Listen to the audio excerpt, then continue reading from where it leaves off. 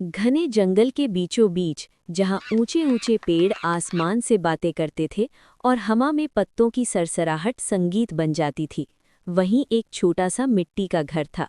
उस घर में रहता था किसान हरिया। हरिया कोई आम किसान नहीं था। वो जंगल को अपना घर मानता था और जंगल के जानवरों को अपना परिवार। सुबह सुबह जब सूरज की पहली किरण पेड़ों के बीच से झांकती, तब हरिया की नींद खुलती। जैसे ही वो बाहर निकलता, सबसे पहले आवाज आती, अम्बा अम्बा। ये उसकी प्यारी गाय गौरी की आवाज होती। हरिया मुस्कुराकर कहता, आ गया गौरी, तुझे भूख लगी ना? वो गाय को हरे भरे पत्ते खिलाता और उसका सिर प्यार से सहलाता।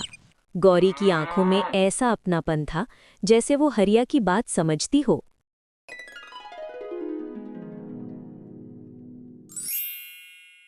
घर के आंगन में ही एक छोटा सा बाड़ा था, जहां उसकी 2 बकरियां रहती थीं। वे दोनों हर समय मैं करती रहती। जैसे ही हरिया कदम बढ़ाता, वे उछल कूद करने लगती। थोड़ी दूर एक कोने में लकड़ी के छोटे घर में रहते थे नन्हे नन्हे खरगोश। उनकी मुलायम फुदकती चाल देखकर हरिया हंस पड़ता। वो रोज उनके लिए गाजर और पत्तियां लाता।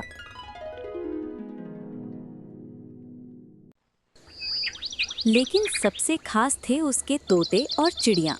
घर की छत के पास बांस की एक खूबसूरत जगह बनाई थी, जहां रंग बिरंगे पक्षी रहते थे। सुबह होते ही पूरा घर गूंज उठता।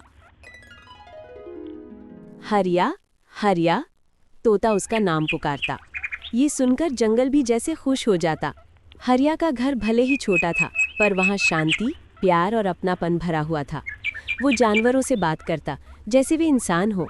जब उसे अकेलापन महसूस होता, तो वही जानवर उसकी बात सुनते। एक दिन जंगल में तेज बारिश और आंधी आई। पेड़ हिलने लगे, पक्षी डर गए। हरिया तुरंत बाहर निकला। उसने गाय को अंदर किया, बकरियों को सुरक्षित जगह पर बांधा और खरगोशों को अपने कमरे में रख लिया। तोते और चिड़िया डर से कांप रहे थे।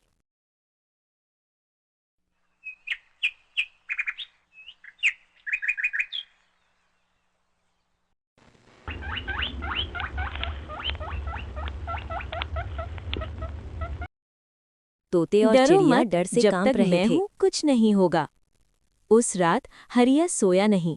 वो पूरी रात जानवरों की देखभाल करता रहा। सुबह जब बारिश रुकी, जंगल में एक अलग ही नज़ारा था। हर तरफ हरियाली, ठंडी हवा और पक्षियों की। अचानक जंगल से कुछ लोग आए। वे बोले, इतने जानवर एक साथ कैसे रहते हैं? हरिया मुस्कुराया और बोला, प्यार से। जब दिल साफ हो तो जंगल भी घर बन जाता है। ये बात जंगल में आग की तरह फैल गई। लोग दूर दूर से आने लगे। बच्चे हरिया के घर आकर जानवरों से बातें करते, हंसते और खुश होते। हरिया अमीर नहीं था, लेकिन उसके पास सबसे बड़ा खजाना था, प्यार और सुकून। और जंगल आज भी गवाह है कि जहाँ इंसान और जानवर दिल से जुड़ जाएं, वहीं स्वर्ग बस जाता है।